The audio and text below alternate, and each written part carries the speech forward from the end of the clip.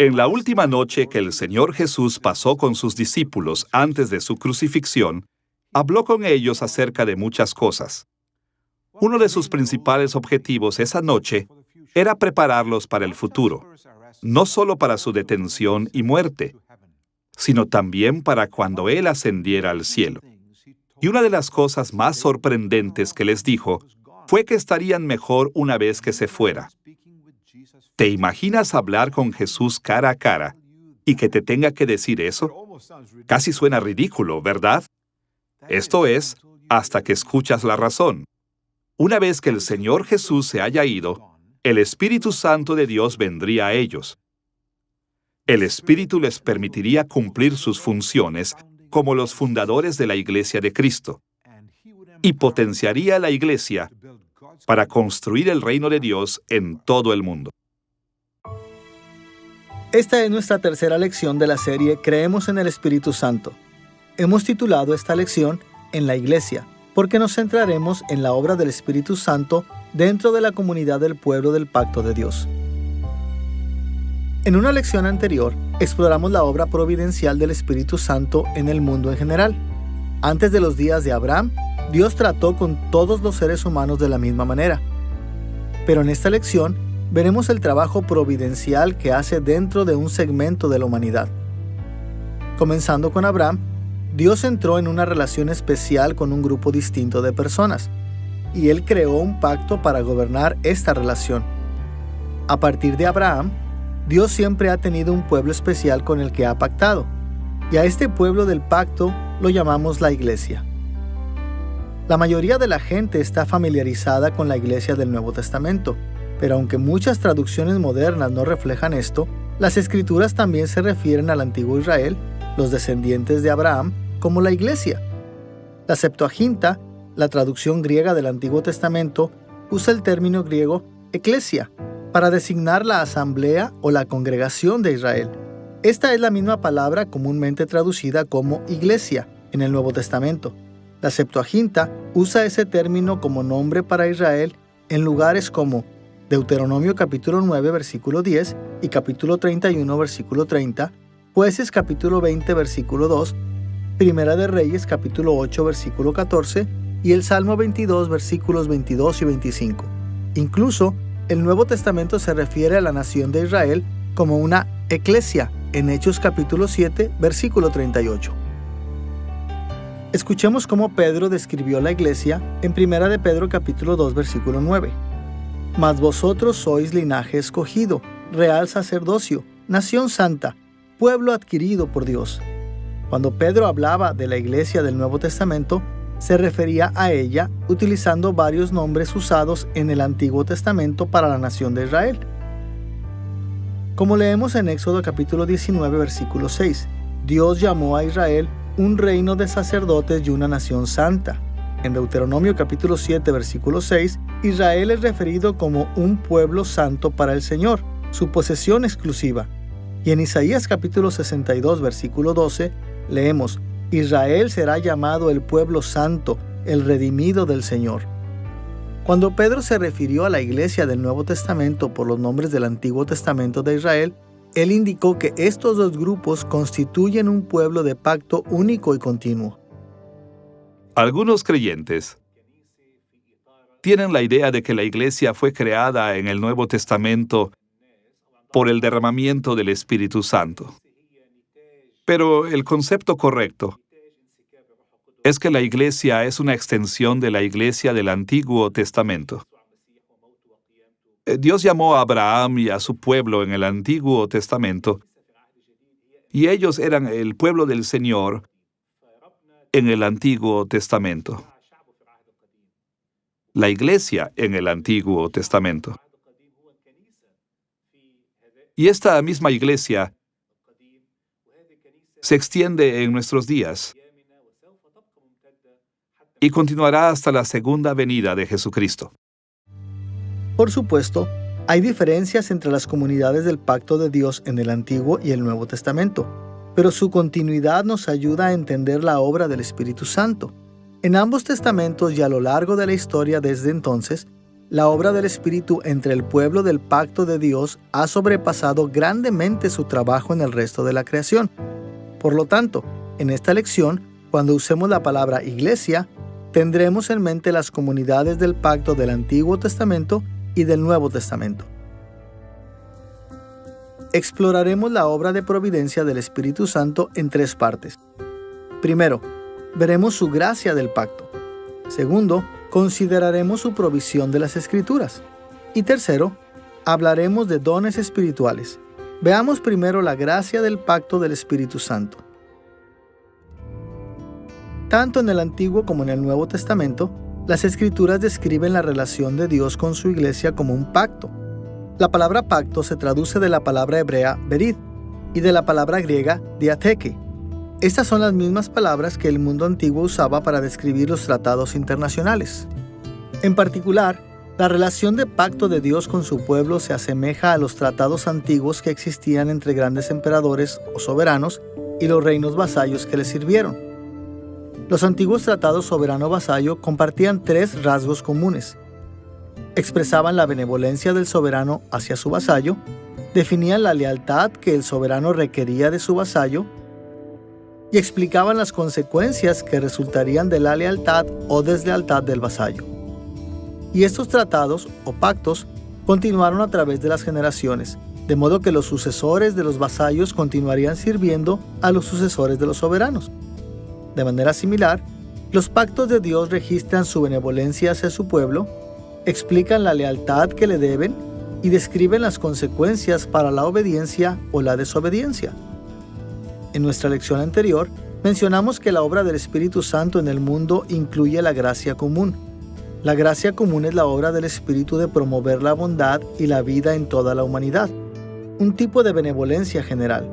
Pero el pacto de Dios con la Iglesia incluye una medida aún mayor de benevolencia, promoviendo bondad y vida que excede la gracia común.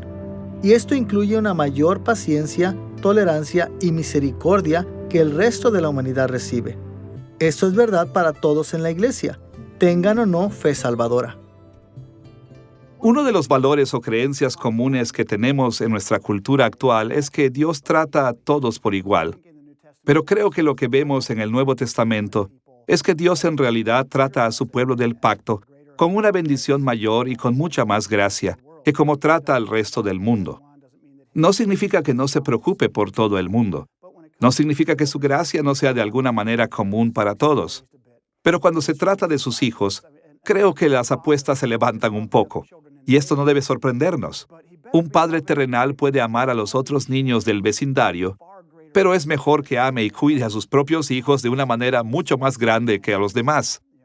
Y así creo que vemos lo mismo en el Nuevo Testamento, que Dios derrama sobre aquellos que son suyos una bendición aún mayor, un mayor sentido de amor, estímulo y apoyo. Y eso es algo natural.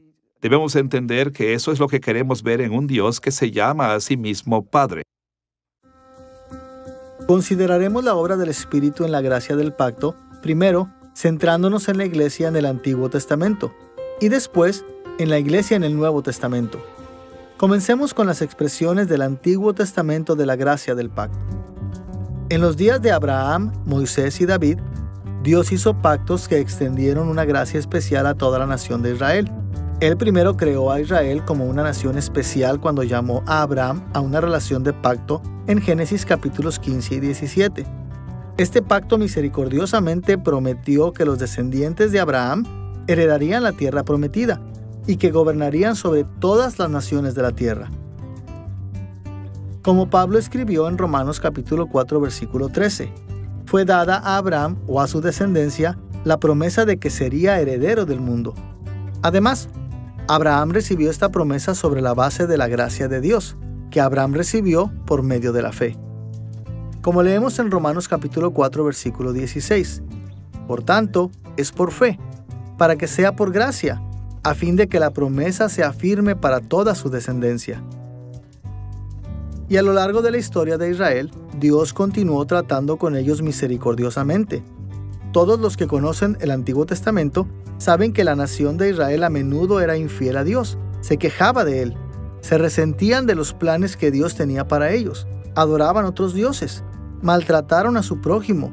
De hecho, hicieron todas estas cosas incluso mientras Dios les estaba redimiendo de la esclavitud de Egipto. Escuchemos cómo Isaías concibió la gracia del pacto de Dios en Isaías capítulo 63, versículos 11 al 14. En los días antiguos de Moisés, Él les hizo subir del mar. Él puso en medio de él su Santo Espíritu. El que los guió por la diestra de Moisés con el brazo de su gloria, dividió las aguas delante de ellos y los condujo por los abismos. El Espíritu de Jehová los pastoreó.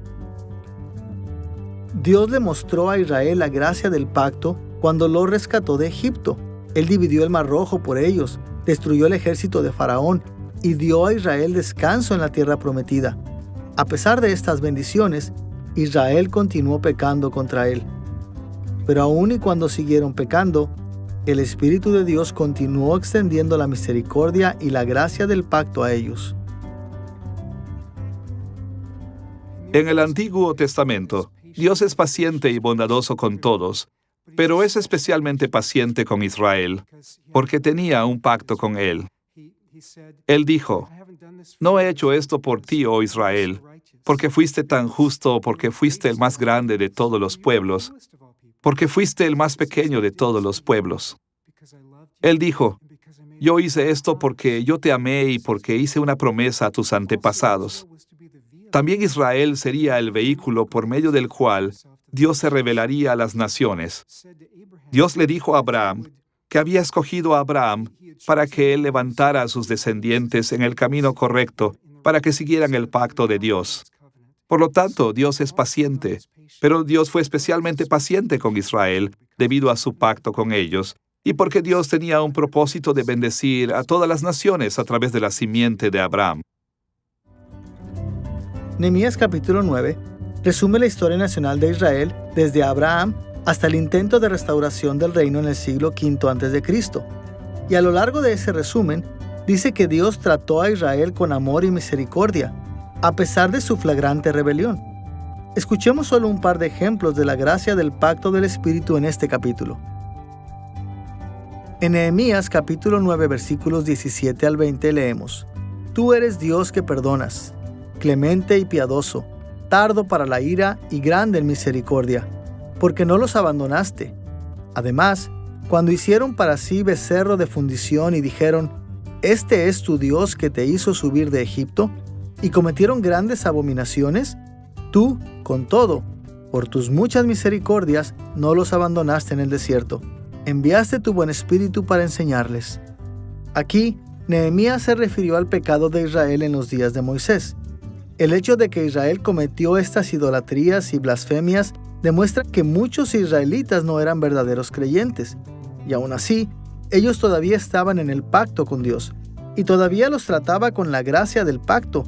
Como Nehemías enfatizó, Dios envió su espíritu para no castigar a Israel, sino para instruirlos. En los días de David, Dios generosamente estableció una dinastía permanente en Israel, pero el pueblo fue tan infiel que en el año 930 a.C., Dios dividió el reino en el reino del norte, Israel, y el reino del sur, Judá. Durante los siguientes cientos de años, Dios continuó expresando la gracia del pacto enviando profetas para alentar al pueblo a arrepentirse, pero no lo hicieron. Así que envió a Israel al exilio en el año 722 a.C. y a Judá al exilio en 586 a.C., pero aún así mantuvo la gracia de su pacto. Como leemos en Nehemías capítulo 9, versículos 30 y 31. «Les testificaste con tu espíritu por medio de tus profetas, pero no escucharon, por lo cual los entregaste en mano de los pueblos de la tierra. Mas por tus muchas misericordias no los consumiste, ni los desamparaste, porque eres Dios clemente y misericordioso». El intento de la restauración del reino en el tiempo de Nehemías fue otro ejemplo de la gracia del pacto de Dios, lo cual fracasó debido a que la gente continuó siendo infiel. Sin embargo, la gracia del pacto de Dios se mantuvo firme, de modo que protegió y sostuvo a la nación durante los próximos 5 siglos y prometió restaurarlos a la fe a través de su Mesías o Cristo. Escuchemos cómo Zacarías capítulo 12, versículo 10 describe esta futura salvación. Y derramaré sobre la casa de David y sobre los habitantes de Jerusalén el espíritu de gracia y de súplica. Algunas traducciones traducen esto como un espíritu en lugar de el espíritu. Pero cuando el verbo derramar, o shafach en hebreo, es usado con la palabra espíritu, generalmente indica que el Espíritu de Dios está a la vista. Vemos estas ideas similares en Isaías capítulo 32, versículo 15 y capítulo 44, versículo 3, Ezequiel capítulo 39, versículo 29 y Joel capítulo 2, versículos 28 y 29. La historia del antiguo Israel se caracteriza por el fracaso y la esperanza. Las promesas del pacto de Dios garantizaron el éxito final de Israel, pero la casi constante rebelión de Israel contra Dios significó que, generación tras generación, cayeron bajo las consecuencias de la desobediencia. El reino de Israel se dividió en dos, y cada parte fue arrastrada al exilio por su propio pecado. Cuando su exilio terminó, sus intentos de restauración fracasaron porque no permanecerían fieles al que los había rescatado. Aún así, la gracia del pacto de Dios permaneció fuerte, y en esa gracia finalmente envió a Jesús a rescatar a su nación del pacto. Algunos en esa nación lo recibieron como Mesías y se convirtieron en los primeros en integrar la iglesia. Teniendo en cuenta cómo el Espíritu trató providencialmente con la iglesia en el Antiguo Testamento, volvamos nuestra atención a su gracia del pacto del Nuevo Testamento. Al igual que la iglesia del Antiguo Testamento, la iglesia del Nuevo Testamento contiene ambos, creyentes e incrédulos. Y como en el Antiguo Testamento, toda la comunidad de la iglesia está en un pacto con Dios. Esta es la razón por la que el Nuevo Testamento a menudo aborda el asunto de los incrédulos en la iglesia. Por ejemplo, la parábola de Jesús del trigo y la cizaña, en Mateo capítulo 13, versículos 24 al 30, supone que habrá incrédulos en la iglesia, y advierte que incluso los creyentes profesos pueden no ser salvos. En Gálatas capítulo 5, versículo 4, Pablo dijo que aquellos que estaban tratando de ser justificados por la ley habían caído de la gracia. Primera de Timoteo capítulo 1 versículos 19 y 20 habla de algunos que habían naufragado en su fe y habían sido entregados a Satanás. Hebreos capítulo 6 versículos 4 al 6 también advierte que aquellos que han participado en el Espíritu Santo pueden caer y perderse. Todas estas ideas son puntos de continuidad entre la iglesia del Antiguo y el Nuevo Testamento. Escuchemos cómo Hebreos capítulo 10, versículos 26 al 29 hablan de los incrédulos en la iglesia. Porque si pecáremos voluntariamente después de haber recibido el conocimiento de la verdad, ya no queda más sacrificio por los pecados. El que viola la ley de Moisés muere irremisiblemente. ¿Cuánto mayor castigo pensáis que merecerá el que pisoteare al Hijo de Dios y tuviere por inmunda la sangre del pacto en la cual fue santificado e hiciere afrenta al Espíritu de gracia? Ciertamente hay incrédulos en la iglesia y eventualmente caerán bajo el juicio de Dios, pero antes de esto reciben la gracia del pacto. Ellos tienen conocimiento de la verdad, son santificados por la sangre del pacto y el Espíritu de gracia les ministra a ellos. Esperemos que la mayoría de las personas en nuestras iglesias sean creyentes, pero independientemente de nuestra fe, el hecho de que estemos en pacto con Dios significa que el Espíritu Santo nos muestra una medida de la gracia del pacto. Esto no es la gracia salvadora. Esa gracia está reservada para los creyentes, pero sigue siendo gracia. Todavía es un favor inmerecido de Dios que mejora nuestras vidas y nos presenta la oportunidad de ser salvo.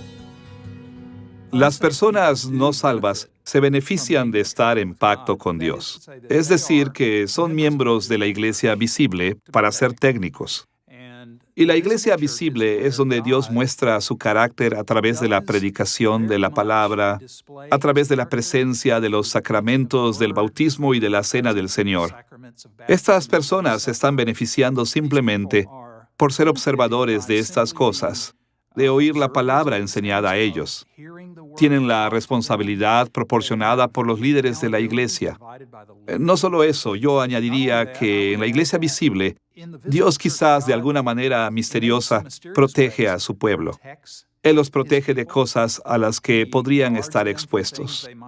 En realidad, son más responsables ante Él de lo que hubieran sido de otra manera. Ellos tendrán más que responder un día. Pero mientras tanto, tienen todos estos privilegios asombrosos y Dios, creo, los está persiguiendo, alcanzándolos a ellos en todo tipo de maneras, dándoles enseñanza, dándoles el Evangelio, oportunidades de creer y seguirle. Y yo diría sin duda que, aunque no sean salvos, estar en pacto con Dios es una tremenda bendición. Pensémoslo de esta manera. Todos los que son parte de la iglesia se enfrentan regularmente con el Evangelio y con la oportunidad de arrepentirse y ser salvos. Y todos compartimos la gracia que Dios concede a la iglesia como un todo, como la protección de nuestros enemigos, la provisión de nuestras necesidades terrenales y la tolerancia cuando se trata del castigo terrenal por nuestros pecados. Consideremos el ejemplo de la iglesia primitiva, en Hechos capítulo 9, versículo 31, que dice: Entonces las iglesias tenían paz por toda Judea, Galilea y Samaria, y eran edificadas, andando en el temor del Señor, y se acrecentaban fortalecidas por el Espíritu Santo. El Espíritu restringe misericordiosamente nuestro pecado, y nos da a todos una medida de paz, fortaleza y aliento. Más allá de esto, el Espíritu Santo ministra a todos en la iglesia a través de la hermandad o comunión de la iglesia. Fortalece e impulsa a todos sus miembros a amar, apoyar y ayudarse mutuamente. Por ejemplo, la gracia del pacto incluye la iglesia que comparte bienes materiales y dinero, como vemos en Hechos capítulo 2, versículo 44 y 2 Corintios capítulo 9, versículos 13 y 14. E incluye la unidad y la paz que compartimos unos con otros, como escribió Pablo en Efesios capítulo 4, versículo 3. Y como veremos en el resto de esta lección, también incluye una variedad de otros ministerios de gracia del Espíritu. Habiendo considerado las obras providenciales derivadas de la gracia del pacto, realizadas por el Espíritu Santo en la Iglesia, volvamos a su provisión de las Escrituras. Muchos seres humanos tienen acceso a las Escrituras, pero es importante reconocer que las Escrituras no fueron reveladas a la humanidad en general.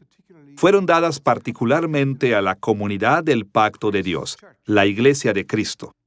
El Espíritu Santo escogió a la gente de su comunidad de pacto como autores humanos divinamente inspirados de las Escrituras.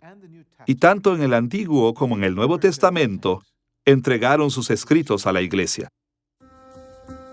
En esta lección, nos centraremos en solo 3 aspectos de las Escrituras que nos ayudan a ver la obra del Espíritu Santo en la Iglesia. Primero, hablaremos de la inspiración del Espíritu en las Escrituras. Segundo, veremos el mensaje unificado del Espíritu en las Escrituras. Y tercero, nos dirigiremos al propósito del pacto para la Iglesia en las Escrituras. Empecemos con la inspiración del Espíritu. La palabra inspirar significa respirar en. Así, cuando decimos que el Espíritu Santo inspiró a los autores humanos, queremos decir que respiró sus palabras en ellos. Esta es la razón por la cual 2 de Timoteo capítulo 3 versículo 16 dice: Toda la Escritura es inspirada por Dios. Los académicos tienen diferentes ideas de cómo el Espíritu Santo inspiró la escritura de las Escrituras y de qué roles desempeñaron el Espíritu Santo y los autores humanos. Pero en general, estas opiniones se dividen en 3 categorías.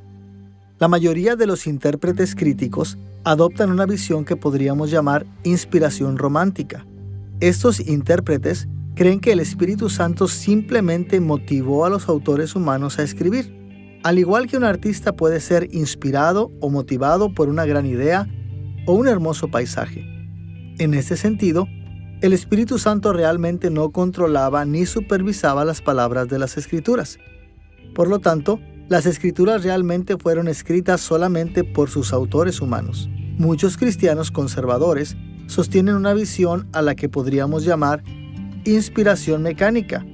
En esta perspectiva, El Espíritu Santo controlaba tanto a los autores humanos que estos hombres tenían poca o ninguna aportación creativa en las Escrituras. Esta visión a veces es llamada dictado, ya que considera a los autores humanos simplemente como secretarios que escribieron las palabras exactas que el Espíritu les dijo. En contraste con la inspiración romántica y mecánica, la Biblia promueve una visión que podríamos llamar inspiración orgánica.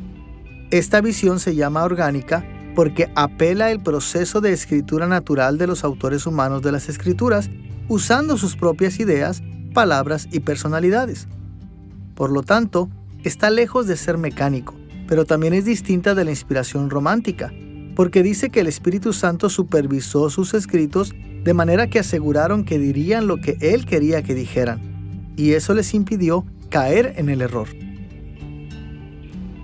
Escuchemos cómo Pedro describió la inspiración en 2 de Pedro capítulo 1 versículos 20 y 21. Él dijo: «Ninguna profecía de la Escritura es de interpretación privada, porque nunca la profecía fue traída por voluntad humana, sino que los santos hombres de Dios hablaron siendo inspirados por el Espíritu Santo». Pedro no negó el papel o incluso la voluntad de los autores humanos de las Escrituras. Simplemente insistió en que las Escrituras se originaron con el Espíritu Santo y que el Espíritu Santo supervisó su escritura. En este sentido, el Espíritu Santo es realmente el autor de las Escrituras y no solo su motivador.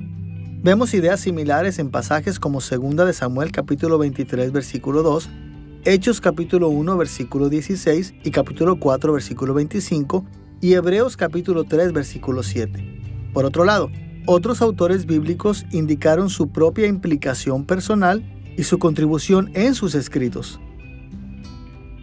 Escuchemos cómo el evangelista Lucas describió su obra en Lucas capítulo 1 versículo 3. «Me ha parecido también a mí, después de haber investigado con diligencia todas las cosas desde su origen, escribírtelas por orden». Lucas no negó la participación del Espíritu Santo en su escritura. Simplemente dejó en claro que escribió de acuerdo a su propio entendimiento y que grabó cosas que él mismo había investigado. En ese sentido, los otros escritores humanos de Lucas y las Escrituras eran realmente autores, y no solo secretarios que tomaban dictado. El Espíritu Santo y los autores humanos de las Escrituras trabajan juntos en la inspiración orgánica. Mientras el autor bíblico está escribiendo, el Espíritu Santo está viniendo al lado y moviéndose, incitando a ese autor bíblico a escribir lo que ahora llamamos la palabra de Dios. Así hubo una convergencia, una reunión, una escritura conjunta del Espíritu que estaba supervisando el proceso de escritura, y el autor bíblico como Moisés o Isaías o Pablo, quienes fueron los escritores de las Escrituras. En este esfuerzo conjunto, el Espíritu y los autores bíblicos compusieron las Escrituras juntos. Ahora bien, a pesar de que todas las Escrituras fueron inspiradas orgánicamente, tenemos que admitir que el Espíritu trabajó con autores humanos en una variedad de maneras. Algunas partes de la Biblia se acercan al dictado, como cuando Dios le dijo a Isaías qué decir en Isaías capítulo 6, versículos 9 y 10. Y Moisés dijo que Dios mismo escribió los 10 mandamientos con su propio dedo, como leemos en Éxodo capítulo 31, versículo 18. Sin embargo, debemos recordar que los libros de las Escrituras son informes de las cosas que Dios dijo e hizo. Son libros escritos por autores humanos para registrar estos eventos. No tenemos un solo libro de las Escrituras que consiste enteramente en citas de Dios. Otras partes de las Escrituras parecen estar más cerca de la inspiración romántica, como los libros de sabiduría donde los autores consideraban las preocupaciones terrenales. Por ejemplo, Proverbios capítulo 30, versículos 25 al 28, reflexiona sobre la vida cotidiana de hormigas, conejos, langostas y lagartijas. Ciertamente nadie diría que solo el Espíritu Santo podría conceder el conocimiento de que las hormigas almacenan la comida en el verano. Sin embargo, las Escrituras demuestran por lo menos dos cosas. Una, los autores humanos de las Escrituras no eran solo secretarios escribiendo palabras dictadas por el Espíritu. Y dos, independientemente del parecido ocasional con la inspiración romántica, el Espíritu Santo siempre estuvo íntimamente involucrado en revelar la palabra de Dios a la iglesia y en registrarla para la Iglesia a través de sus inspirados autores humanos. Habiendo visto la inspiración del Espíritu Santo de las Escrituras, hablemos de su mensaje primario en la Biblia. Podemos describir el mensaje central de las Escrituras de diferentes maneras. Por un lado, podemos verlo como la historia de la creación de la humanidad, la caída en el pecado, la redención y la glorificación final. O podríamos seguir un enfoque más sistemático al hablar de la creencia y del deber de la humanidad hacia Dios.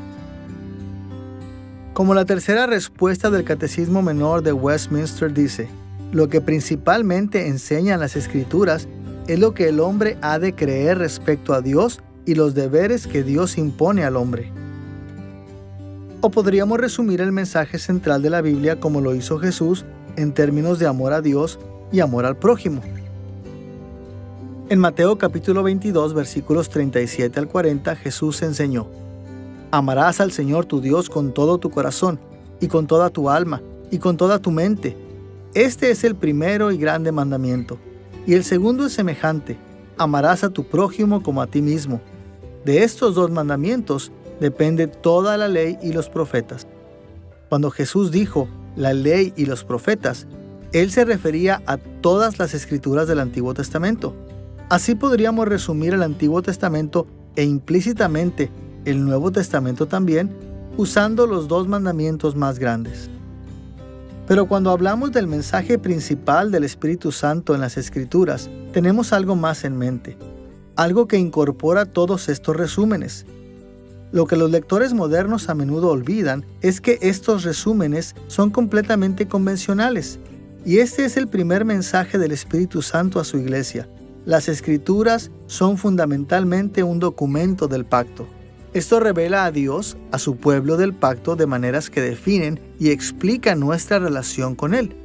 Registra su pactual benevolencia hacia nosotros. Explica la lealtad humana que requiere de nosotros y describe las consecuencias de nuestra obediencia o desobediencia, incluyendo nuestra última salvación o condenación. De una forma u otra, cada pasaje de las Escrituras sirve a estas funciones básicas del pacto. Por ejemplo, cuando los teólogos cuentan la historia de la creación, la caída, la redención y la glorificación de la humanidad, suelen hacerlo a través de las diversas administraciones de pacto asociadas a cada período. Por lo tanto, si describimos el mensaje de las Escrituras en estos términos, generalmente consideramos las administraciones del pacto de Adán, Noé, Abraham, Moisés, David y Jesús. Y cada una de estas administraciones nos enseña lo que significa estar en pacto con Dios. Si consideramos el resumen que hace el Catecismo Menor de Westminster del mensaje de las Escrituras, vemos que se centra en Dios mismo, incluyendo su benevolencia y en la lealtad humana que Él requiere, ambas características de una relación de pacto. Y si elegimos resumir el mensaje de la Biblia como lo hizo Jesús en Mateo capítulo 22, no podemos dejar de reconocer su naturaleza de pacto. El mandamiento de amar a Dios proviene de Deuteronomio capítulo 6, versículo 5. Ese capítulo presenta un tremendo resumen de la relación de pacto de Dios con su pueblo. Primero le recuerda a Israel que ellos son el pueblo del pacto de Dios, de acuerdo con las promesas que Él les hizo. En segundo lugar, recuerda la benevolencia divina de Dios en liberar a Israel de la esclavitud de Egipto. Tercero, enfatiza la necesidad de la lealtad humana al obedecer todas las leyes de Dios con un corazón sincero y amoroso. Y cuarto, explica las grandes bendiciones que su pueblo recibirá si guardan su ley y las maldiciones terribles que sufrirán si se rebelan contra él. Por lo tanto, cuando llegamos a Deuteronomio capítulo 6, versículo 5, debemos entender que el mandamiento de amar a Dios incluye todas estas ideas. Cuando nos es dado el mandamiento de amar a Dios con toda nuestra mente, nuestra alma y nuestro corazón, está tomando todas las áreas de nuestra vida. Dicho en otras palabras, podría haberse traducido: ama a Dios con todo tu ser. El Señor, que ha hecho pacto con nosotros, ha dado todo su compromiso de fidelidad hacia nosotros. Y nosotros, como la otra parte del pacto, estamos en el deber de ser fiel a ese Dios que ha pactado con nosotros. Dicho en otras palabras, amar a Dios con nuestra mente, con nuestro corazón y con nuestra alma es la respuesta de nuestra fidelidad a Dios, la respuesta de nuestra lealtad a Dios. Estamos diciéndole, Señor, todo nuestro ser lo ponemos delante de ti. El mandamiento de amar a nuestro prójimo también es fundamentalmente pactual. El versículo que Jesús citó específicamente es Levítico capítulo 19, versículo 18. Como Deuteronomio capítulo 6, Levítico capítulo 19 enfatiza la relación de pacto entre Dios e Israel. Vemos esto especialmente en la repetida frase, yo soy el Señor. Como Dios de Israel, su pacto se extendió a toda la comunidad. Por lo tanto, Jesús reforzó amar a nuestros vecinos como conciudadanos en el reino de Dios. Debemos bendecirnos unos a otros y evitar cosas como la venganza y el abuso, porque esto es lo que Dios estableció como la base de una sociedad de pacto. Todo el mensaje de las Escrituras se relaciona con el pacto de Dios.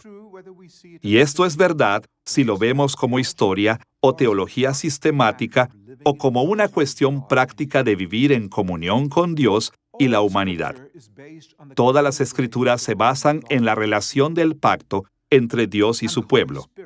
Y el Espíritu Santo, en las Escrituras inspiradas, enfatizó repetidamente este mensaje individual y colectivo del compromiso de Dios.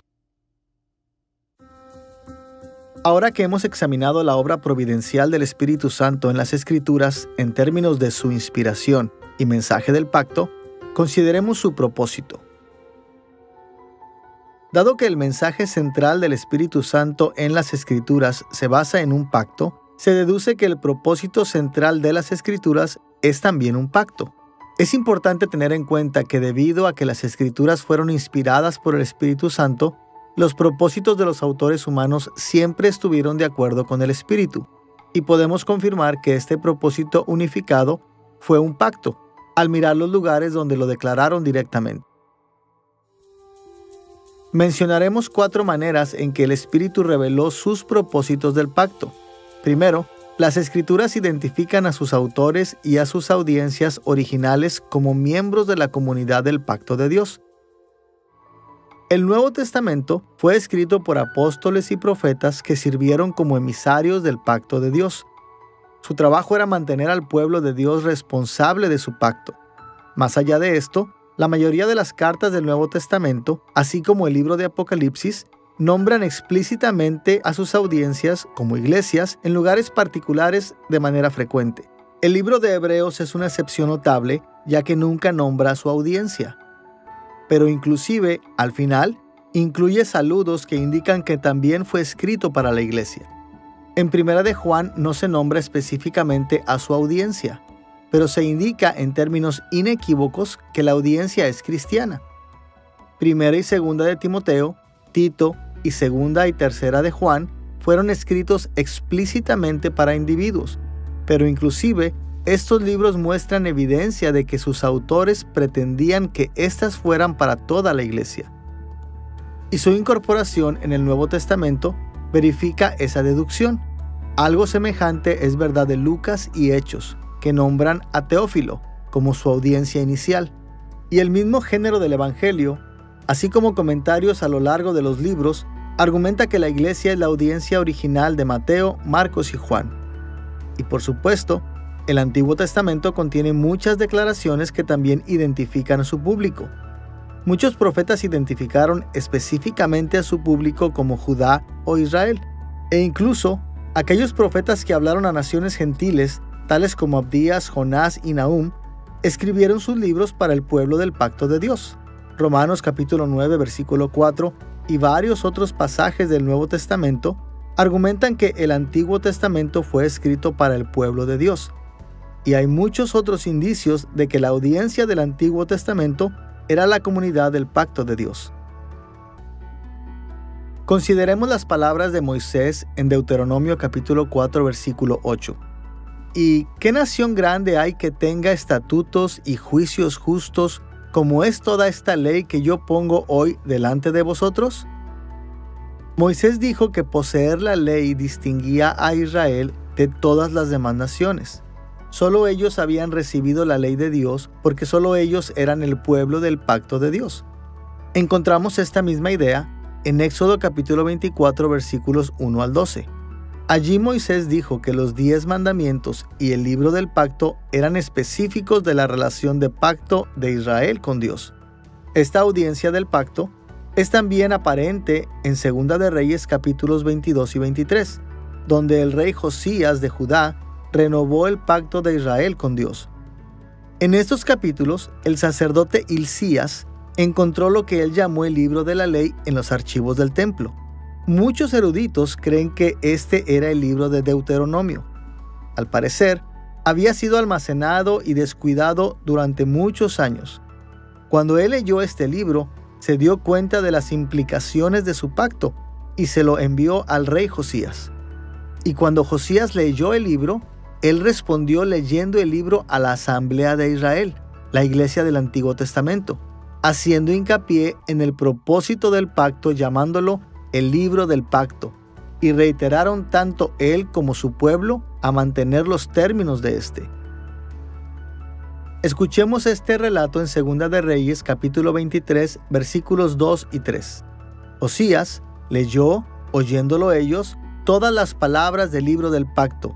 El rey hizo pacto delante de Jehová, de que irían en pos de Jehová, y guardarían sus mandamientos, sus testimonios y sus estatutos, con todo el corazón y con toda el alma, y que cumplirían las palabras del pacto que estaban escritas en aquel libro. Y todo el pueblo confirmó el pacto.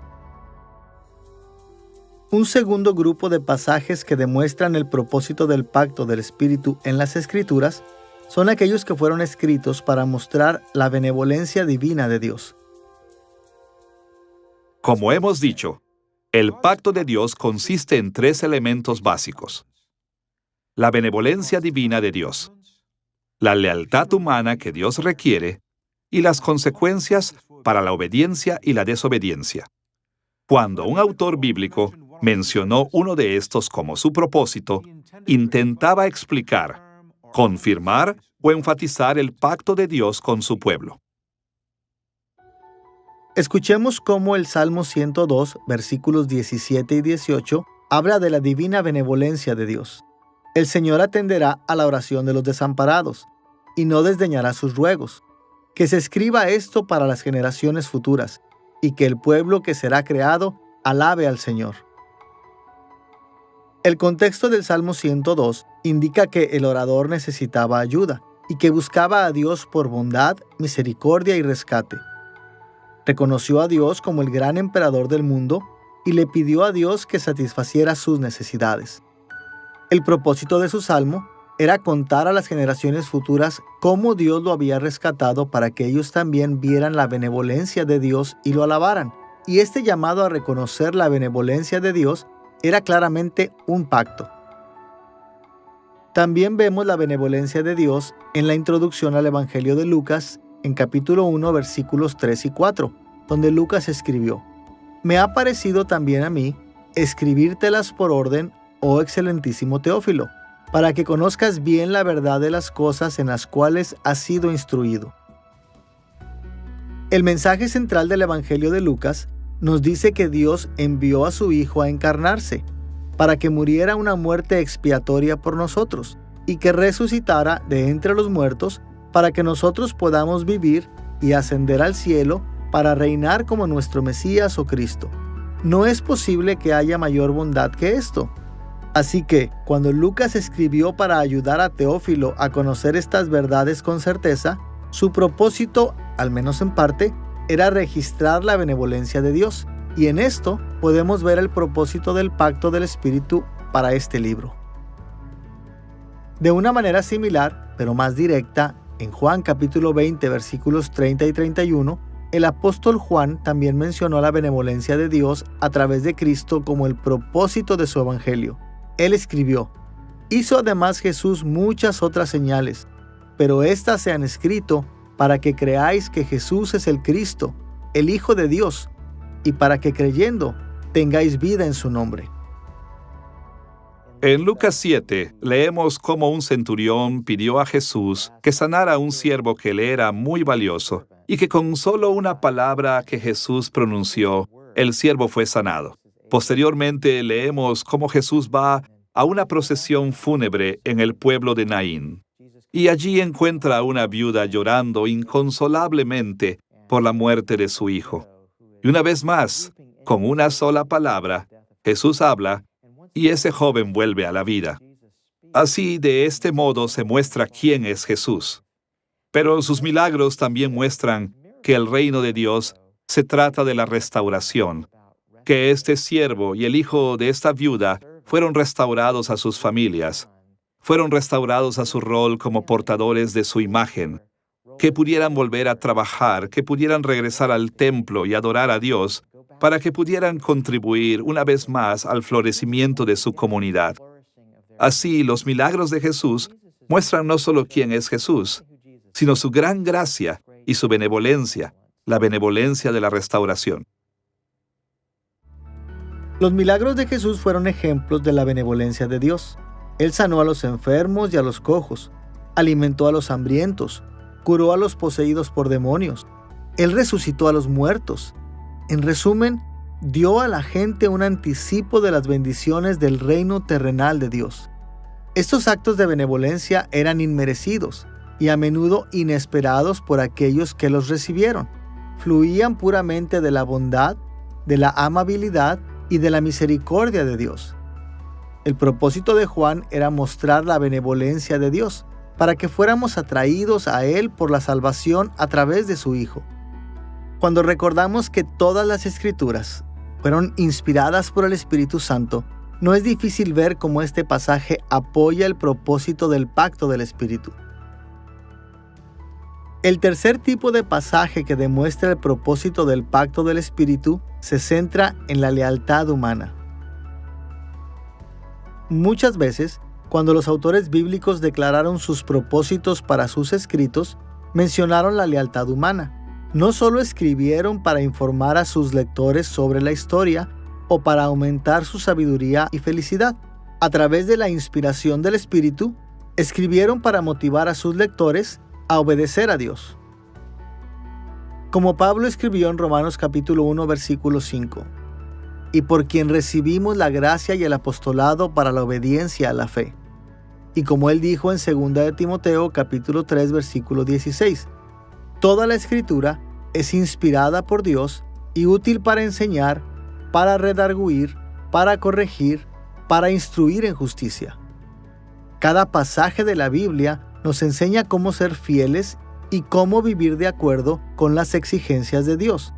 En otras palabras, cada pasaje nos enseña acerca de nuestra obligación de pacto de lealtad humana. Esta idea también es explícita en Deuteronomio capítulo 29, versículo 29, que dice: las cosas reveladas son para nosotros y para nuestros hijos para siempre, para que cumplamos todas las palabras de esta ley. También lo vemos en estas palabras de 1 de Juan capítulo 2, versículo 1. Hijitos míos, estas cosas os escribo para que no pequéis. En algunos lugares, las instrucciones son bastante específicas. Por ejemplo, Ezequiel capítulo 43, versículo 11, fue escrito con el propósito expreso de asegurar que el futuro templo sería construido de acuerdo con las especificaciones de Dios. Y en 1 de Corintios capítulo 5, versículo 11, Pablo escribió para que los cristianos de Corinto no se asociaran con aquellos que, aunque profesaban fe en Cristo, vivían inmoralmente. Ahora, debemos enfatizar que la lealtad humana que Dios requiere de su iglesia no es mera obediencia externa.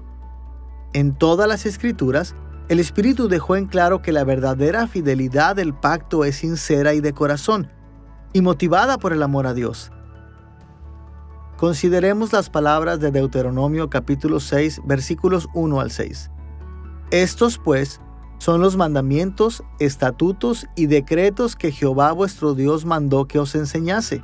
Amarás a Jehová tu Dios de todo tu corazón y de toda tu alma y con todas tus fuerzas. Y estas palabras que yo te mando hoy estarán sobre tu corazón. Este pasaje contiene el versículo que Jesús cita en Mateo capítulo 22, versículo 37, el que él llamó el primero y el más importante de los mandamientos, y cierra con la idea de que la ley debe estar escrita en nuestros corazones.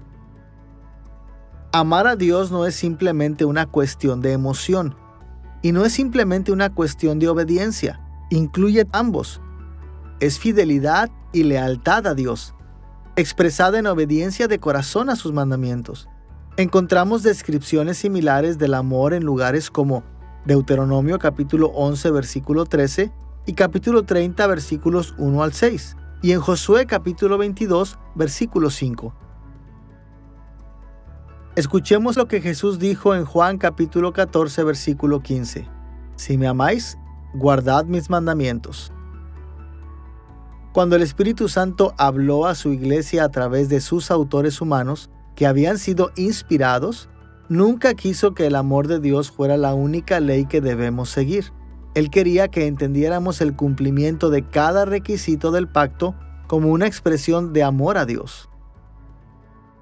A Dios le importa mucho el por qué le obedecemos, y Él realmente desea que nuestra obediencia sea para Él porque lo amamos. Hay solamente un puñado de maneras de por qué cualquier persona sería obediente a algo. Uno es el miedo al castigo, pues no queremos tener las repercusiones para la desobediencia. Otra opción para nosotros es que seremos obedientes porque pensamos que si lo somos, vamos a lograr algo, vamos a obtener algo, vamos a ganar algo. Pero Dios no quiere que tengamos la sensación de haber ganado su favor en ningún nivel, y ciertamente no podemos ganar nuestra salvación. Así que eso nos deja en realidad con la motivación del amor, que obedecemos a Dios por amor a Él. Jesús hace este punto. Él dice, si me amas, me obedecerás. Por eso quiero que obedezcas, porque me amas. Porque cuando obedeces por amor, no estás pensando en ti mismo. La obediencia por miedo es sobre mí. La obediencia por ganancia es sobre mí. La obediencia por amor es acerca del que amo. Es acerca de mi amado. Se trata de honrar a la persona a quien soy obediente o a quien estoy sirviendo o de alguna manera tratando de honrar.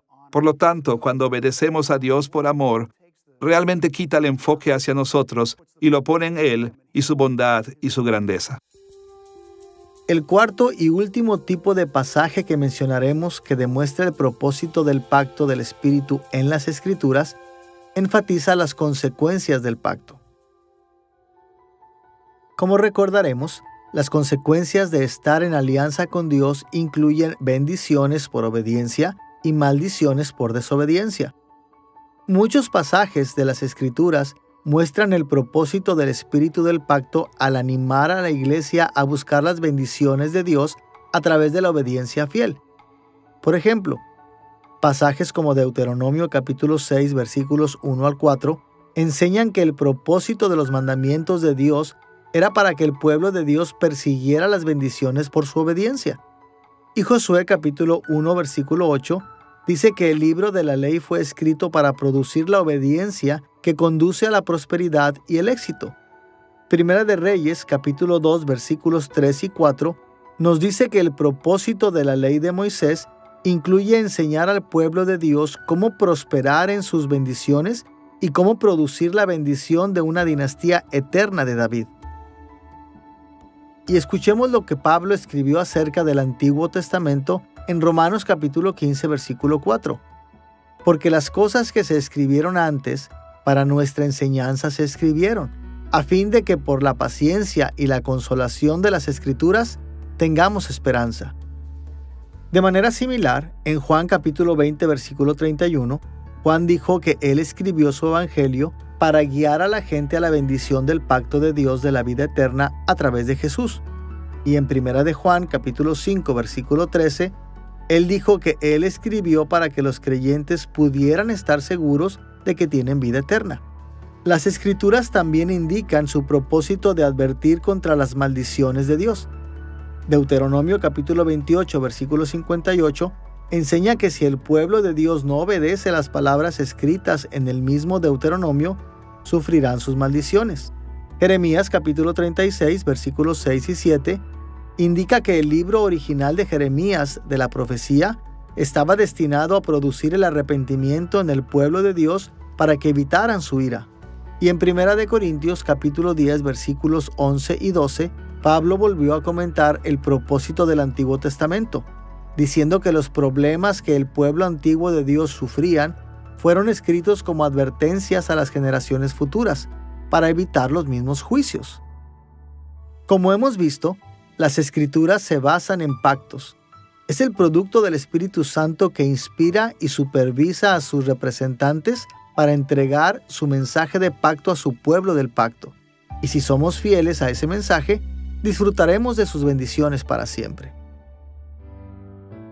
Ahora que hemos visto la obra providencial del Espíritu Santo en la Iglesia, con respecto a su gracia del pacto y su provisión de las Escrituras, estamos listos para abordar nuestro último tema principal, los dones espirituales que Él concede a su comunidad del pacto. Cuando hablamos de dones espirituales o dones del Espíritu en la teología sistemática, tenemos en mente aquellas manifestaciones del poder del Espíritu Santo que producen o mejoran las habilidades en los seres humanos, especialmente para beneficio de la Iglesia.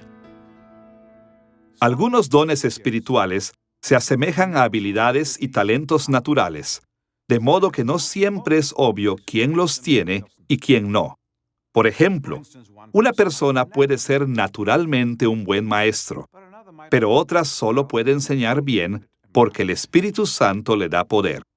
Otros dones son espectaculares en la naturaleza, como la realización de lo que solo se puede explicar sobrenaturalmente, por lo que es obvio que estos son los dones espirituales y no solo las habilidades naturales. Pero en todos los casos, un don del Espíritu implica que el Espíritu Santo obra a través de un individuo para llevar a cabo una poderosa obra de providencia. Nuestra discusión de los dones espirituales se dividirá en tres partes. En primer lugar, vamos a definir su propósito. En segundo lugar, examinaremos su historia en las Escrituras. Y en tercer lugar, exploraremos algunos enfoques evangélicos para su uso presente. Veamos primero su propósito. Cuando definimos los dones espirituales hace un momento, dijimos que ellos producen o mejoran las habilidades en los seres humanos, especialmente en beneficio de la Iglesia. Esta es una distinción importante de hacer. Los dones espirituales no se proporcionan principalmente con el propósito de mejorar la relación de un individuo con Dios. Es cierto que, a medida que el Espíritu obra a través de nosotros, nos beneficiamos personalmente. Pero si un don aparente no beneficia a la Iglesia, entonces es probable que esté siendo mal utilizado, o que no sea un don espiritual en absoluto. De hecho, este es uno de los puntos principales de Pablo en 1 Corintios capítulos 12 al 14, donde encontramos la enseñanza más extensa de las Escrituras sobre los dones del Espíritu. Escuchemos lo que Pablo dijo en 1 Corintios capítulo 12 versículos 1 al 7. En cuanto a los dones espirituales, hermanos, quiero que entiendan bien este asunto.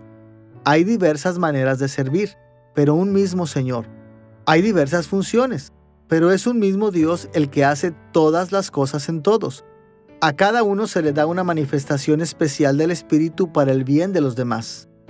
Pablo comparó dones, servicio y funciones, porque los dones espirituales son obras que Dios realiza a través de nosotros en el servicio a la Iglesia. Son dados para el bien de los demás, es decir, para el bien de la Iglesia. En 1 Corintios capítulo 12, versículos 8 al 31, Pablo explicó el propósito de los dones espirituales con más detalle. Introdujo la metáfora del cuerpo humano y explicó que cada parte del cuerpo depende y se beneficia de los demás.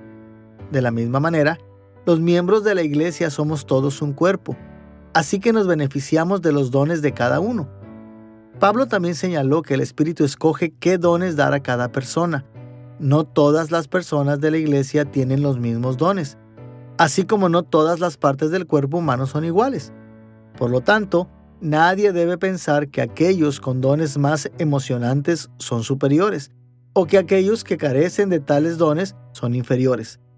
Todos los dones fueron dados como un medio para construir la Iglesia. De hecho, en el versículo 26, Pablo dijo que las partes del cuerpo de la iglesia son tan dependientes unas de otras que cuando una parte sufre, cada parte sufre, y cuando una parte recibe honor, cada parte se regocija con ella. Entonces, en el capítulo 13, versículos 1 al 13, él enseñó que a menos que los dones se usen en amor el uno al otro, son inútiles. Ellos no logran su propósito de edificar la iglesia y ciertamente no benefician al que los usa. El uso apropiado de los dones espirituales, como sabemos, y como el apóstol Pablo lo pone en su carta a los Corintios, es que los dones espirituales son dados para la edificación del cuerpo de Cristo, la iglesia. Y el mismo Pablo dice en 1 Corintios capítulo 13, «Les mostraré el camino más excelente que es el amor». Y luego continúa explicando, «Sin amor no puedes hacer nada. Todos los dones se convierten en nada». Entonces, lo que esto significa es que el amor es una cosa importante que une todos los otros dones espirituales juntos. Porque entonces, el cuerpo de Cristo puede ser construido a partir de los dones espirituales cuando el amor los une. Ahora, a veces se piensa que Pablo distinguió entre los dones que están destinados a edificar la iglesia, tales como la profecía, y dones que están destinados a ser utilizados en privado, tales como las lenguas, cuando se usa como un lenguaje de oración personal. Como él dijo en 1 Corintios capítulo 14, versículo 12, «Procurad abundar en ellos para edificación de la iglesia». Inicialmente, las palabras de Pablo parecen indicar que algunos dones no tienen la intención de edificar la iglesia, y solo se dan para edificar a la persona que los recibe. Pero en el contexto más amplio de este versículo, Pablo quiso decir que incluso los dones que tienen aplicaciones personales también deben ser usados públicamente para beneficiar a la iglesia. Por ejemplo, en 1 Corintios capítulo 14, versículo 22, él dijo que las lenguas podrían ser usadas correctamente en la iglesia como una señal para los incrédulos. Y en versículos 27 y 28, agregó que si alguien hablaba en una lengua durante una reunión de la iglesia, esa lengua tenía que ser interpretada como de valor para la iglesia. Ahora, las diferentes tradiciones teológicas comprenden la profecía y las lenguas de diferentes maneras, como lo hacen con varios de los dones, pero todos debemos estar de acuerdo en que el propósito primordial de todos los dones espirituales es edificar la iglesia. Ahora que hemos definido el propósito de los dones espirituales, abordemos su historia en las Escrituras. Los dones espirituales aparecieron por primera vez durante los días del Antiguo Testamento.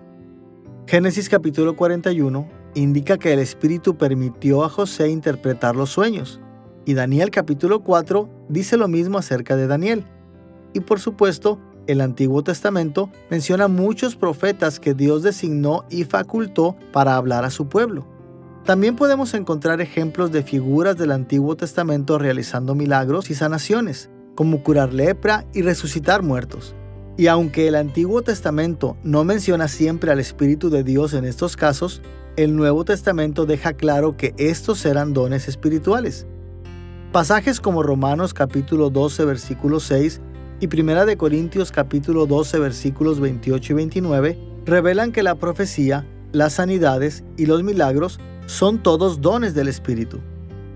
Más allá de esto, Éxodo menciona en varios lugares que el Espíritu Santo dotó a los artesanos con talentos y habilidades extraordinarias para capacitarlos para construir el tabernáculo y también para enseñar a otros artesanos. De hecho, estas son las primeras personas en la historia a quienes la Biblia atribuye explícitamente los dones espirituales. Escuchemos Éxodo capítulo 35, versículos 30 al 35, donde Moisés dijo: Jehová ha nombrado a Bezaleel y lo ha llenado del Espíritu de Dios, en sabiduría, en inteligencia, en ciencia y en todo arte, y ha puesto en su corazón el que pueda enseñar, así él como Aholiab, y los ha llenado de sabiduría de corazón, para que hagan toda obra de arte y de invención y de bordado y en telar, para que hagan toda labor, e inventen todo diseño. El Espíritu Santo también dotó a los reyes con talentos especiales que les permitieron gobernar y administrar sus reinos. Por ejemplo, el rey Saúl recibió el poder del Espíritu Santo para llevar a cabo su obra. Vemos esto en 1 Samuel capítulo 10, versículo 10 y capítulo 11, versículo 6. Y en 1 Samuel capítulo 16, versículos 13 y 14, nos enteramos de que cuando David fue ungido al cargo de rey, Dios quitó el don espiritual de Saúl y en su lugar lo dio a David. Por eso en el Salmo 51, versículo 11, después del pecado de David con Betsabé, oró para que Dios no le quitara el Espíritu Santo. David sabía que Dios había quitado este don de Saúl porque Saúl había pecado, y David esperaba que a través de su arrepentimiento, Dios le permitiera guardar los dones espirituales que había recibido. Pero a pesar de estos ejemplos de dones espirituales del Antiguo Testamento, es importante reconocer que estos dones eran relativamente raros. Estaban reservados a aquellos a quienes Dios había llamado a servir en su favor, personas como profetas y reyes. Aún así, el Antiguo Testamento esperaba un día en que todos en la comunidad del pacto de Dios serían dotados por el Espíritu. En Joel capítulo 2 versículos 28 y 29, el profeta Joel escribió: «Y después de esto derramaré mi espíritu sobre toda carne, y profetizarán vuestros hijos y vuestras hijas. Vuestros ancianos soñarán sueños, y vuestros jóvenes verán visiones. Y también sobre los siervos y sobre las siervas derramaré mi espíritu en aquellos días». Cuando Joel dijo que estas cosas ocurrirían después, él quiso decir que ocurrirían en los últimos días, o en los tiempos finales. En el momento cuando Dios traiga su reino celestial a la tierra, su pueblo ampliamente recibirá dones espirituales. Los dones del Espíritu no solo estarían limitados a personas como reyes y profetas. En cambio, Dios derramaría su Espíritu sobre toda la comunidad del pacto. Y esto es exactamente lo que sucedió cuando Jesús inauguró el reino durante su ministerio terrenal. Distinguir los dones del Espíritu Santo entre la época del Antiguo Testamento y la época del Nuevo Testamento es una de las preguntas más difíciles que surgen cuando se trata de la doctrina del Espíritu Santo. Pienso que tal vez esta sea la enseñanza más clara de la Biblia, y no nos dice mucho, pero nos dice algo. Al menos nos da una orientación. Y es que la Biblia habla de la diferencia de los dones del Espíritu Santo entre el Antiguo y el Nuevo Testamento en términos cuantitativos. Pensamos en Isaías capítulo 32, versículo 15, donde usa la palabra ará, que el Espíritu será derramado, hablando de los días del Nuevo Testamento. O el pasaje más conocido que, por supuesto, sería Joel capítulo 2, versículo 28, donde habla en términos del Espíritu Santo derramado en los últimos días, en los días del Mesías, en los días de restauración y renovación, usando el verbo shafak. Estos verbos en hebreo son cuantitativos, significan derramar en gran cantidad. Y así creo que si distinguiéramos la obra del Espíritu Santo en el Antiguo Testamento de la obra del Espíritu Santo en el Nuevo Testamento, tendríamos que estar pensando en términos de que hay más trabajo del Espíritu Santo y que el Espíritu Santo se distribuye más ampliamente porque es derramado en una cantidad más grande. Hechos capítulo 2 registra que el día de Pentecostés, poco después de que Jesús ascendió al cielo, el Espíritu Santo fue derramado sobre toda la iglesia. Lo que parecían ser lenguas de fuego descendieron sobre ellos y como resultado, todos comenzaron a hablar en otros idiomas. Entonces, en Hechos capítulo 2, versículos 16 al 18, el apóstol Pedro declaró explícitamente que esto sucedió en cumplimiento de la profecía de Joel acerca de los últimos días. A partir de ese día, los dones espirituales han estado disponibles para todos en la iglesia. Ahora, la Biblia nunca intenta compilar una lista completa de dones y nunca dice que los únicos dones válidos son los que ya han aparecido. Además, hay diferencias entre las listas de dones en lugares como Romanos capítulo 12, Primera de Corintios capítulo 12 y Efesios capítulo 4. Esto implica que las listas solo proporcionan ejemplos de lo que el Espíritu ha hecho y estaba haciendo en ese momento. No tienen la intención de poner límites alrededor de lo que el Espíritu puede hacer. Por otra parte, muchos de los dones mencionados son de carácter general, por lo que sus manifestaciones originales son imposibles de determinar con precisión. Como resultado, es razonable pensar que el Espíritu Santo tiene la libertad divina para producir o mejorar cualquier habilidad que quiere en los seres humanos. Si pensamos que el Espíritu Santo puede dar cualquier don a todos, o que limita sus dones a los mencionados en las Escrituras, todos debemos estar de acuerdo en que Él concede dones de acuerdo a su propio propósito y voluntad. Son manifestaciones de su gracia. No está obligado a distribuirlas de ninguna manera. Pablo lo explicó en 1 Corintios capítulo 12, versículo 11, donde escribió: «Pero todas estas cosas las hace uno y el mismo Espíritu, repartiendo a cada uno en particular como Él quiere». Y dijo algo similar en Romanos capítulo 12, versículo 6 al escribir: «Teniendo diferentes dones según la gracia que nos es dada». La mayoría de los teólogos interpretan el Nuevo Testamento para enseñar que el Espíritu Santo está comprometido a dar a cada creyente al menos un don espiritual. Esta idea parece ser apoyada no solo por Joel capítulo 2, versículos 28 y 29, sino también Romanos capítulo 12, versículo 6, Efesios capítulo 4, versículo 7 y 1 Corintios capítulo 12, versículos 7 y 11. Pero lo que a veces sorprende a los cristianos es que incluso los incrédulos en la iglesia pueden recibir dones espirituales. Esto fue cierto acerca del profeta Balaam en Números capítulos 22 al 24. Balaam trató de maldecir al pueblo de Dios, pero fue obligado por Dios a bendecirlos en su lugar. Y es cierto en la iglesia del Nuevo Testamento también.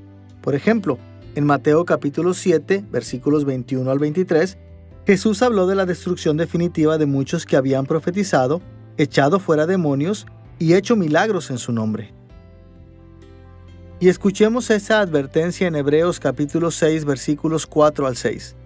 Es imposible que renueven su arrepentimiento aquellos que han sido una vez iluminados, que han saboreado el don celestial, que han tenido parte en el Espíritu Santo y que han experimentado la buena palabra de Dios y los poderes del mundo venidero, y después de todo esto se han apartado.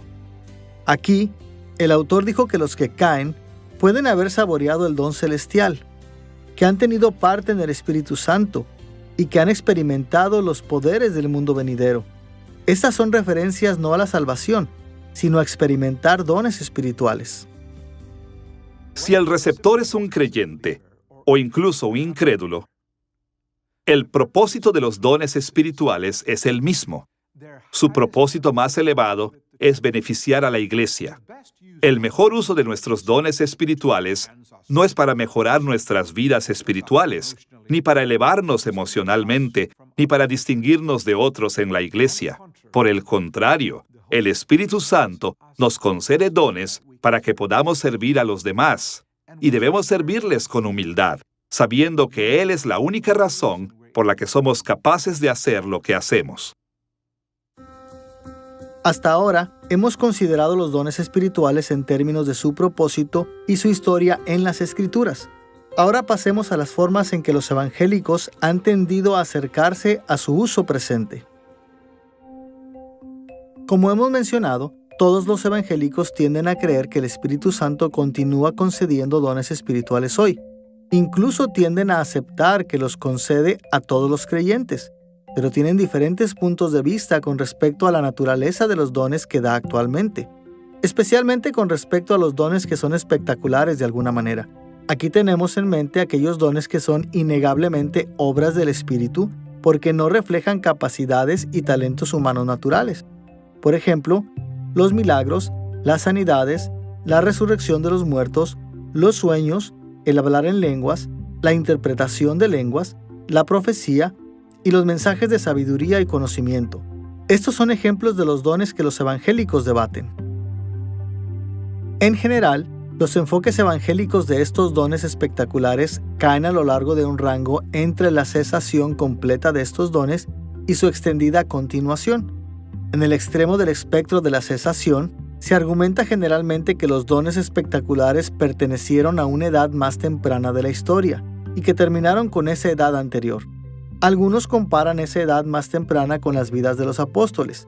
A menudo ven esta era apostólica como un periodo de testimonio de la verdad de las afirmaciones acerca de Jesucristo y el establecimiento de la iglesia. Este punto de vista apela en parte a Efesios capítulo 2, versículo 20, que dice que la iglesia es edificados sobre el fundamento de los apóstoles y profetas. La creencia aquí es que los dones espectaculares fueron fundacionales, solo pertenecían al período de los apóstoles y profetas, cuando la iglesia del Nuevo Testamento fue establecida primero y se distinguió de Israel. A los ojos de muchos cesacionistas, estos dones se manifiestan con el propósito de validar únicamente el Evangelio y la autoridad apostólica. Una vez que estos dones habían sido suficientemente validados, el Espíritu dejó de repartir estos dones. Unos terminan este periodo con la muerte del último apóstol, típicamente pensando sería Juan, que murió al final del siglo I después de Cristo. Otros extienden este periodo fundacional más tarde, incluso al cierre formal del canon de las Escrituras en el IV siglo después de Cristo. Dios hace milagros sobrenaturales hoy. Pero estos milagros y las obras del Espíritu Santo hoy no son de la misma categoría que las de la era apostólica. Los dones espirituales de la era apostólica fueron para el propósito de establecer la Iglesia. También sentaron las bases de las enseñanzas apostólicas y fueron los medios que Dios usó para revelarse a los humanos. Los milagros de hoy son de una categoría diferente, especial, y por lo tanto, no son medios para una nueva revelación. Ellos no añaden una nueva revelación a lo que Dios ya ha realizado en Cristo y grabado para nosotros en la Biblia. Así, el Espíritu Santo, a través de los siglos, dio dones sobrenaturales que tenían fines reveladores para establecer la fe cristiana, y cesaron por al final del registro de la revelación en las Sagradas Escrituras.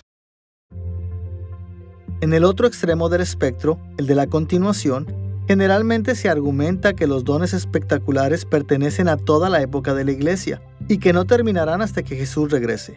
Algunos continuistas sostienen que, desde el Nuevo Testamento, todos los creyentes han tenido acceso a todos los dones espectaculares. Algunos creen que la existencia cristiana normal debe incluir por lo menos el don espectacular de lenguas. Y algunos incluso insisten en que las personas que no manifiestan lenguas probablemente no son salvas. Pero la mayoría simplemente cree que el Espíritu Santo todavía tiene la libertad de otorgar dones espectaculares donde y cuando quiera. Ellos insisten en que Él no está obligado a retener estos dones simplemente porque ha pasado la era apostólica. Y señalan que el único pasaje de las Escrituras que menciona específicamente el fin de los dones espectaculares establece el momento de ese fin en el regreso de Cristo. En 1 Corintios capítulo 13, versículos 8 al 10, Pablo escribió: «Pero las profecías se acabarán, y cesarán las lenguas, y la ciencia acabará, porque en parte conocemos y en parte profetizamos. Mas cuando venga lo perfecto, entonces lo que es en parte se acabará». El punto de vista continuista tiende a argumentar que lo perfecto es el propio Jesús, o nuestro estado final de glorificación a su regreso. En cualquier caso, la profecía, las lenguas y el conocimiento continuarán hasta entonces. Por algún tiempo se ha debatido si los dones del Espíritu Santo están presentes en la actualidad, particularmente los más dramáticos como el don de lenguas, el de sanidad, el de profecía, el de liberación. La pregunta es si todavía están ahí en la actualidad. Me gustaría invitar a cualquiera que quiera formular la pregunta y mostrarme la evidencia bíblica que afirma que esos dones ya no son para esta época. Es decir, son parte de listas de dones más grandes, por lo que creo que estamos de acuerdo. Los dones de la predicación, de la administración, de la enseñanza siguen vigentes. Y entonces, ¿por qué esos dones serían diferentes? A este respecto, a veces citamos 1 Corintios capítulo 13. He oído esto predicado, que cuando venga lo perfecto, la profecía y esas otras cosas ya no serán. Y la afirmación es, bueno, lo perfecto es esa perfecta palabra de Dios. Es la verdadera perfección que está llegando, es el fin de la era y los nuevos cielos y la nueva tierra y nuestra vida en ella. Y así hay muchas razones para pensar entonces que esos dones continúan hoy. Por supuesto, a la mitad de los extremos del rango hay una variedad de perspectivas que mezclan elementos de cesación y continuación. Algunos creen que los dones espectaculares pueden continuar, pero que son extremadamente raros a lo largo de la historia. Otros sostienen que algunos dones espectaculares continúan, pero que han sido modificados para que ya no sean espectaculares.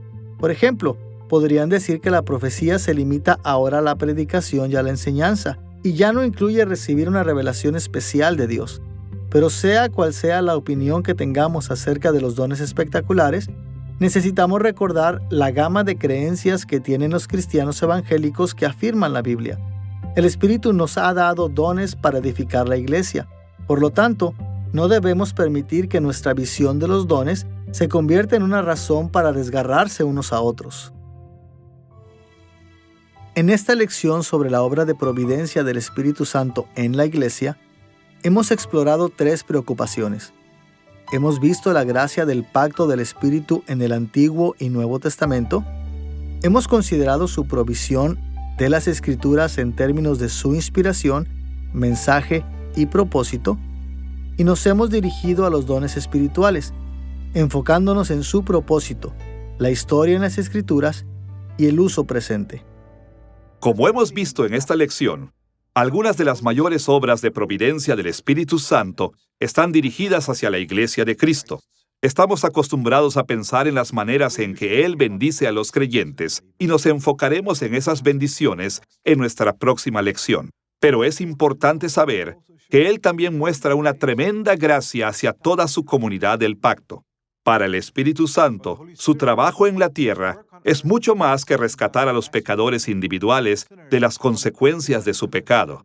Se trata de edificar y equipar al pueblo de Dios para que podamos hacer crecer su reino en todo el mundo.